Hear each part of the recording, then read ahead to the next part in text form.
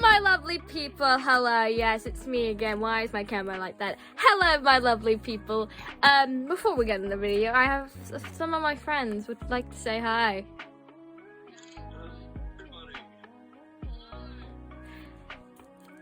Hope you guys can hear that. Why is my camera like that? Okay. But, well, today we'll be, well, drawing, like how we normally do. Why is the camera like that? There you go. Yeah, so we'll be drawing today, and, like we normally do, because we just love drawing on this channel, so, yeah. And, I have one of my old sketchbooks here, so we'll be drawing on this, and I already have chosen what picture we'll be redrawing. Where the hell is it? Not that, no, okay. Why is it always difficult? Why? Oh, my. Yes, I got it, okay. Oh, okay. That's great. But this is what we're gonna draw today. I have not given him a name, and now I have. His name is Cody, and yeah, and yeah. So and we be redrawing him. So yes, and I might be redesign him. I probably won't know him, but I'll probably redesign him in my free time. So let's get into the time. Let's go. Woo!